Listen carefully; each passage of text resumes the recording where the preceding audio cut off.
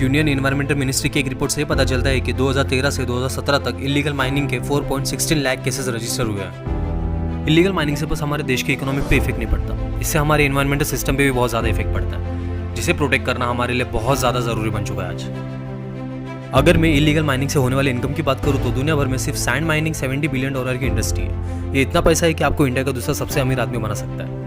ये एक बड़ा रीज़न है जो इलीगल माइनिंग को बढ़ावा देता है, और ये भी एक रीज़न है कि इंडिया में इनफ लीगल सैंड अवेलेबल नहीं है डिमांड को पूरी करने के लिए। इसलिए हमारे देश में हर साल इलीगल माइनिंग के इतने सारे केसेस रजिस्टर होते हैं। हमारे देश में ऐसे भी जर्नलिस्ट हो जो जर्नलिज्म को अपना बिजनेस या पैसे कमाने का सोर्स नहीं समझते, बल्कि कुछ लोग जर्नलिज्म को अपनी रिस्पॉन्सिबिलिटी समझते हैं, जिसका इस्तेमाल गलत के खिलाफ अपनी आवाज़ उठाने के लिए करते हैं और अपनी कलम से देश को बदलने की हिम्मत और ताकत रखते हैं। ऐसे एक जर्नलिस्ट है जिन्होंने किसी चीज़ की परवाह न करते हुए करप्ट सिस्टम और माइनिंग माफिया को पूरी तरह से एक्सपोज करने की ठान ली थी। संदीप कोठारी जो एक Indian freelancer investigative crime journalist थे, जिन्होंने सैंड माफिया के खिलाफ आवाज उठाई तो उनकी बेरहमी से हत्या कर दी गई। संदीप कोठारी का जब 1975 में हुआ, संदीप कोठारी एक बिजनेस फैमिली से बिलोंग करते थे। उनके पिता का एक छोटा सा जनरल स्टोर था। संदीप कोठारी ने अपनी पढ़ाई पूरी करने के बाद जर्नलिज्म में अपना करियर बनाने का सोचा।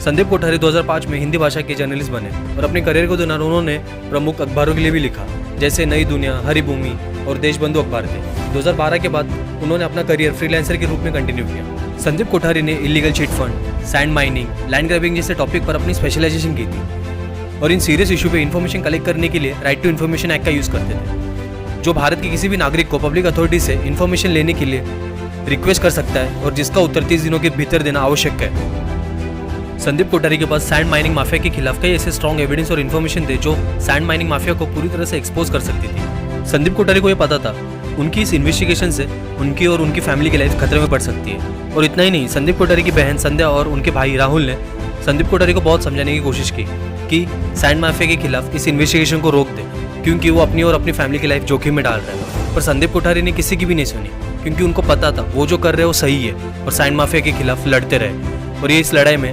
उन्हें कई प्रॉब्लम का सामना भी करना पड़ा। संदीप कोठारी के ऊपर अपने होम सेट में 19 झूठे केस रजिस्टर थे अलग अलग पुलिस स्टेशन में, जिनमें सामान्य चोरी और बलात्कार जैसे आरोप शामिल थे। हालांकि संदीप कोठारी को बलात्कार के मुकदमे के ट्रायल में 16 महीने से भी अधिक की जेल हुई। एक दिन संदीप कोठारी और उनके दोस्त के ऊपर बालाघाट डिस्ट्रिक्ट के उमरी गांव में हमला हुआ। संदीप कोठारी और उनके दोस्त बाइक चला रहे थे, तभी उनकी बाइक को कार ने टक्कर मारकर उनको बाइक से नीचे गिरा दिया। संदीप कोठारी को बहुत ज्यादा पीटा गया, जबकि उनका दोस्त भागने में सफल रहा। और उसी दिन 19 जून 2015 को संदीप कोठारी को साइनिंग माफिया द्वारा किडनैप कर लिया गया। किडनैप के बाद संदीप कोठारी के दोस्त ने पुलिस स्टेशन में जाकर रिपोर्ट की। 21 जून 2015 को माइनिंग माफिया ने पहले संदीप कोठारी का गला घोटा, फिर उन्हें रेल के पटरी के पास फेंक दिया गया, फिर उन्हें जिंदा जलाकर मार दिया गया। मर्डर के बाद मध्य प्रदेश पुलिस ने स्पेशल इन्वेस्टिगेशन टीम बनाई।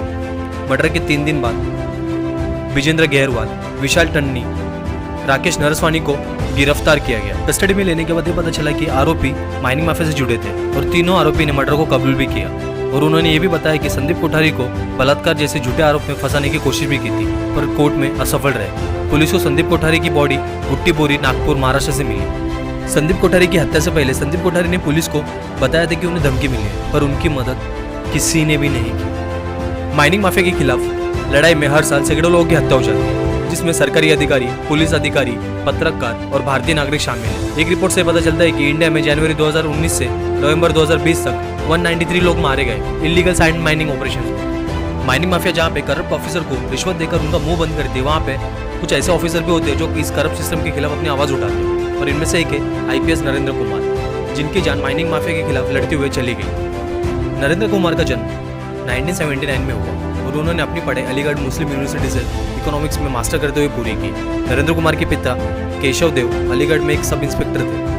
नरेंद्र कुमार ने 2009 में इंडियन पुलिस सर्विस को ज्वाइन किया और उनकी पोस्टिंग बिहार उज्जैन में हुई। पर कुछ साल बाद 2012 में उनकी पोस्टिंग मुरैना, मध्य प्रदेश में हुई, जहाँ पे उनको sub divisional officer of police के रूप में पोस्ट किया गया था।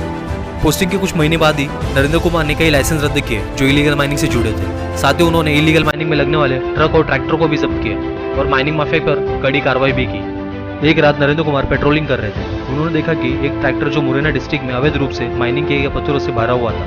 नरेंद्र कुमार उस ट्रैक्टर के ड्राइवर को ट्रैक्टर को रोकने के लिए कहते हैं, पर ड्राइवर ट्रैक्टर को रोकने से मना कर देता है। नरेंद्र कुमार अपनी जीप से बाहर निकलकर उस ट्रैक्टर को रोकने के लिए ट्रैक्टर के सामने आके खड़े हो जाते हैं, पर ट्रैक्टर के ड्राइवर ट्रैक्टर नहीं रोकता और नरेंद्र कुमार को चलकर मार दिया जाता है। संदीप कोठारी और IPS नरेंद्र कुमार, ये बस दो नाम नहीं है जिन्होंने करप्ट सिस्टम के खिलाफ अपनी आवाज़ उठाई थी।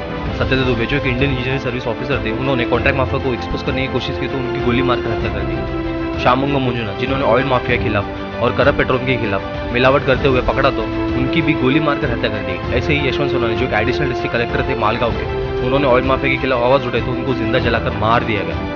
और कई ऐसे लाखों नाम हैं जिन्होंने करप्शन की लड़ाई में और हमारे देश के लिए अपनी जान तक दे दी है, पर हमारे देश में 90% से भी ज़्यादा लोगों को इनके बारे में या इनके सेक्रीफाइसेस के बारे में पता भी नहीं है।